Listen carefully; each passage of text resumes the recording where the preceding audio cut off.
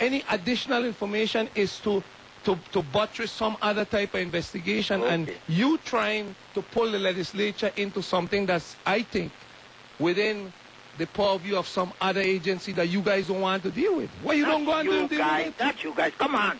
Yeah, you part of it. You coming to me and telling me something. You part of it. I could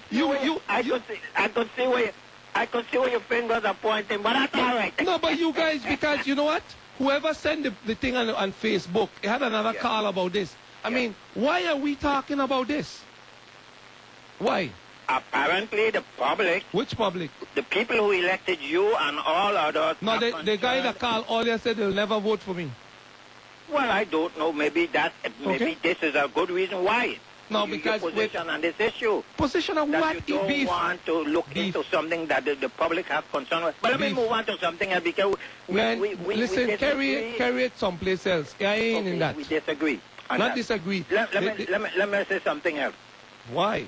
We're talking about over and over the same thing. Saving, right? Yeah. And I wonder why there's so much problem with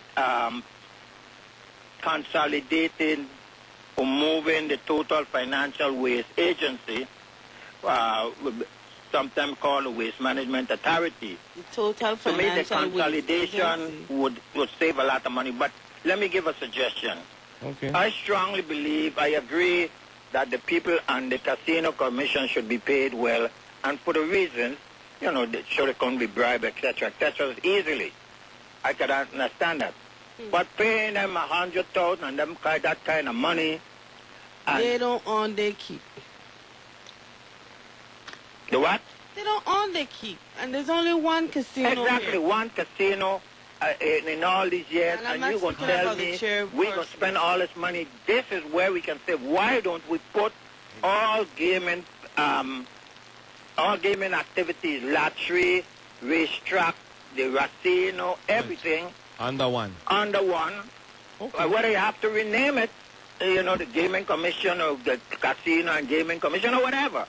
But I think it would be a tremendous saving, and it would justify to me the reasons for these guys to be getting this big load of money to do absolutely nothing. What can these people be doing all year with one casino? Right, right. And you know, I mean, it's a total waste of money when you talk about saving.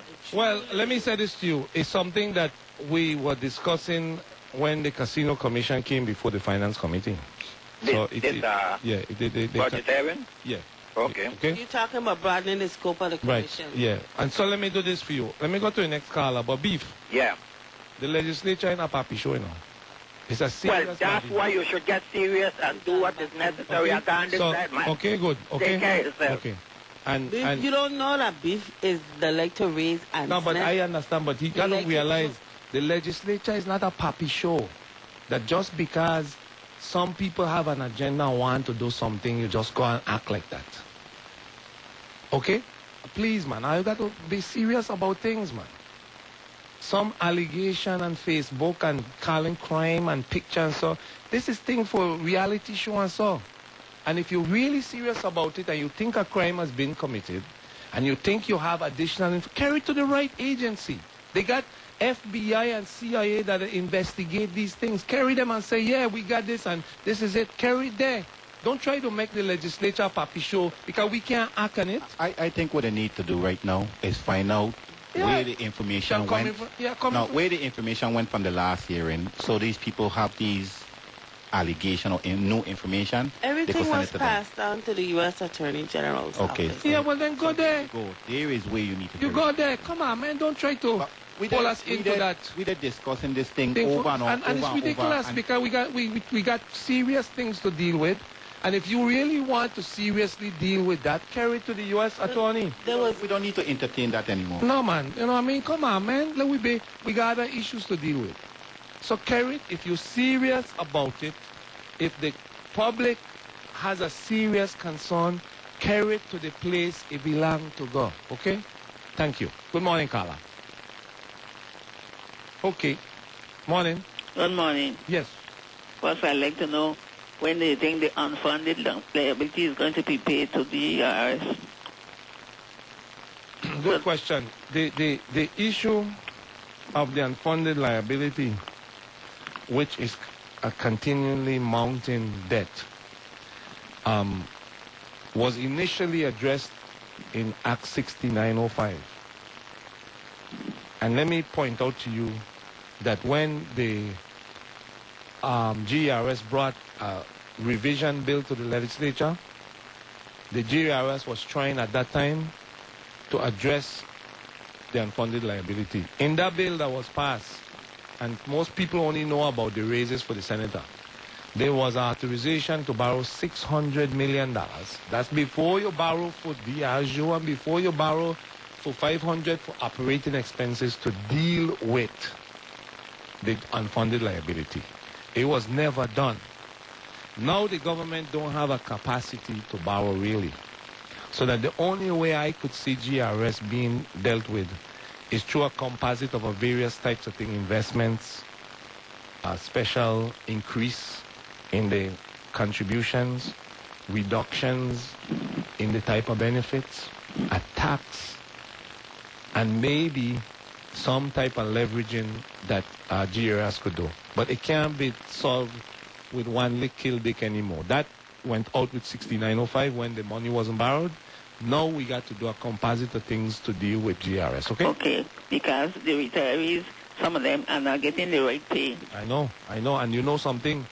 I started back when I was in the 26th legislature to deal with a bonus for the retirees because the cost of living squeezing out the retirees. When you retire, let's say you retired 20 years ago, and I have my aunt Gladys Rose who retired a long time, and she in a fixed income, and you don't get a raise or cost of living increase as a retirement benefit, but the cost of living like gasoline and WAPA keep going up, is squeezing out the retirees. Everything, and the food and everything. Everything. So it's a serious concern for all of us who are in leadership positions, and we are attempting to address the GRS unfunded liability with a composite of issues. In this last bill, there's a money to pay back $7 million. It was vetoed, but we override it because we know that you can't keep taking from GRS and not giving back, okay? Yes. Okay, thank you, dear. Okay, and the next thing? Yes. I think the phone company and the cable company is worse than when Prasa had it. Because... Tell me why. Every minute is off. Up to Wednesday night, the telephone was off. And my mother fell down, she's a diabetic. Oh, I'm sorry. And she told me to call the neighbor. And you off. And the phone that wasn't giving a dial tone. So I couldn't get through to them. Oh, so the service hasn't improved. You say the service get worse? Yes. And then when she called out to me again, she was still on the floor. It was after 2. And I called the neighbor. The neighbor told me it's 2:45. In the morning? Yes. And then she and her neighbor came over and helped her to get off the floor and in her bed.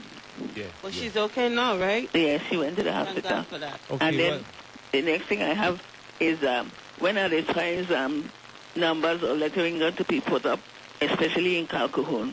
Okay. I've called the Lieutenant Governor office about it and the administrator about it too. And what they say?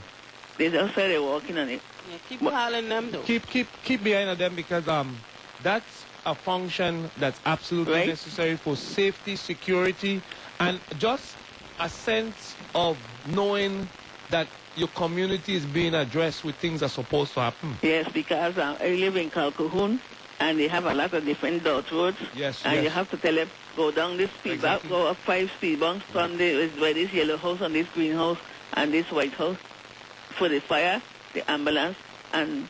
Oh, I see what you said. Got you now.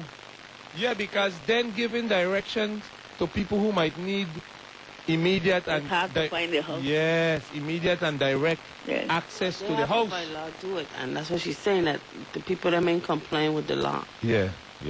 Okay. At least thank you for that call. Okay, thank you. Yes, you see what we're talking about, people. That's a serious thing. Oh my gracious. Good morning. Morning to you. Good morning to you, too. Morning. If I may be just permitted, it's just to make a quick announcement. Hopefully the persons are listening to this message. There were 3 ladies that just got out of a taxi, 3 Puerto Rican ladies at Sunny Isle, Office Max. One of the ladies left her purse in the taxi. The taxi license plate number is 0202.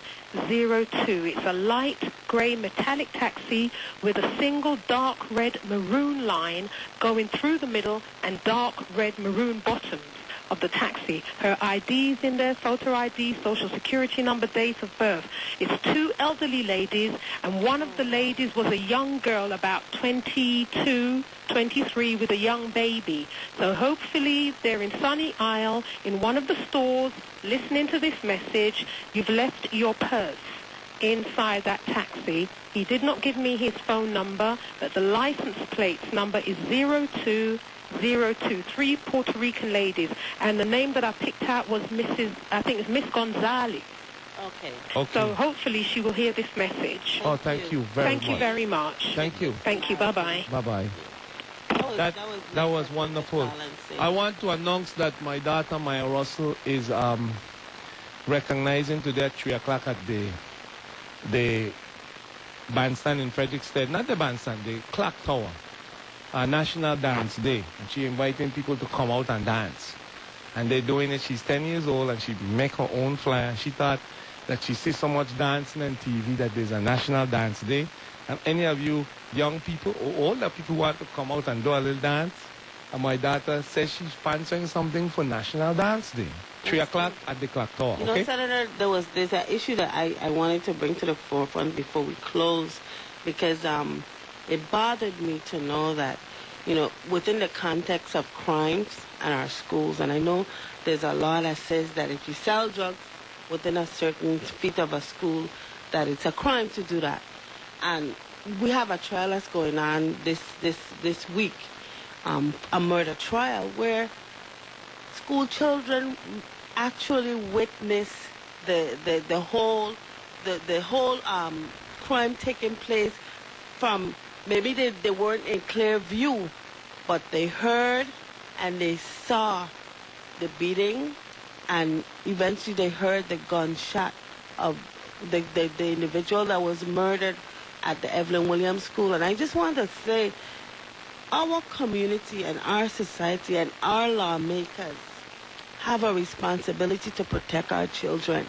And when people are so callous that they go close to a schoolyard and commit a murder, would they knowingly that kids are there, because the kids were on the basketball court, and they still stay there in plain view, beating the victim, okay?